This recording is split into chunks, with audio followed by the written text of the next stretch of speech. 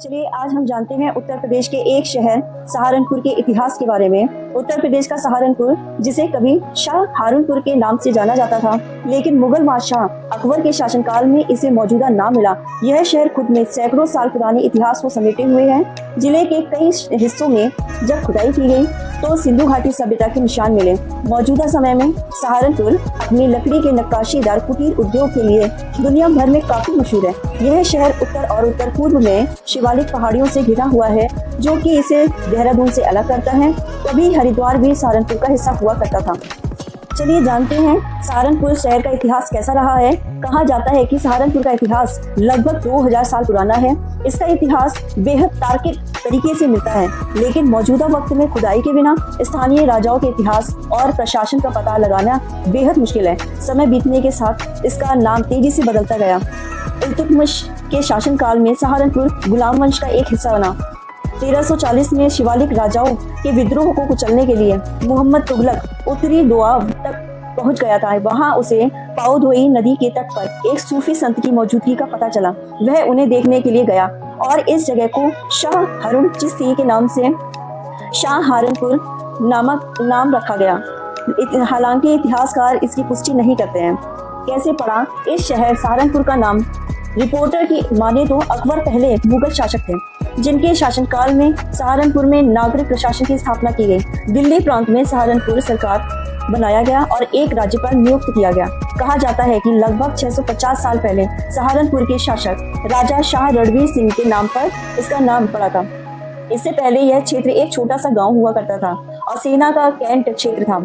उस समय की सबसे निकट बस्तियां शेखपुरा और मल्लीपुर थी। सहारनपुर का अधिकांश भाग जंगलों से घिरा हुआ था। चलिए जानते हैं सहारनपुर शहर का मुगल कनेक्शन क्या रहा है।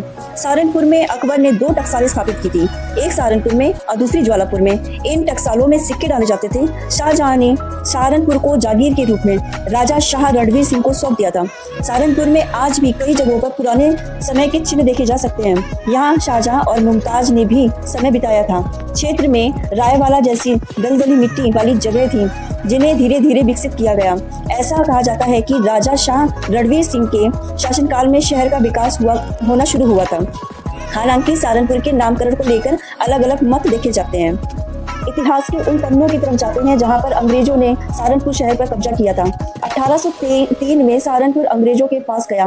फिर दारुल उलूम देवबंद के संस्थापकों ने सक्रिय रूप से विद्रोह में भाग लिया, दिल्ली के बाहर जनता को संगठित किया और कुछ समय के लिए ब्रिटिश अथॉरिटी को बाहर करने में सफल हुए। मौजूदा वक्त में मुजफ्फरनगर का एक छोटा कस्बा शामली उनकी गतिविधियों का केंद्र था। 1857 के बाद मुस्लिमों के सांस्कृतिक और राजनीतिक इतिहास अलीगढ़ और देवबंद के चारों ओर फैला। 1867 में मौलाना नानोतवादी और मौलाना राशिद अहमद गंगो ने देवबंद के एक स्कूल की स्थापना की। यह दारुल उलूम नाम से लोकप्रिय हो गया। यह स्कूल अंग्रेजों को भारत के बाहर करने के लिए क्रांतिकारी गतिविधियों में अहम भूमिका निभाई थी। सहारनपुर जिले के बनने की दास्तान जानते हैं। 1997 में सहारनपुर को उत्तर प्रदेश के सहारनपुर डिवीजन के रूप में दर्जा मिला। 1 अक्टूबर 2009 को शहर ने सहारनपुर नगर निगम के रूप में जगह हासिल की। उत्तर प्रदेश राज्य में 13वीं नगर निगम है। यह सहारनपुर जिला और सहारनपुर डिवीजन का प्रशासनिक मुख्यालय है। आज के समय में यहाँ घूमने के लिए कई ऐतिहासिक स्थल मौजूद हैं, जो समृद्ध इतिहास की गवाही देते हैं।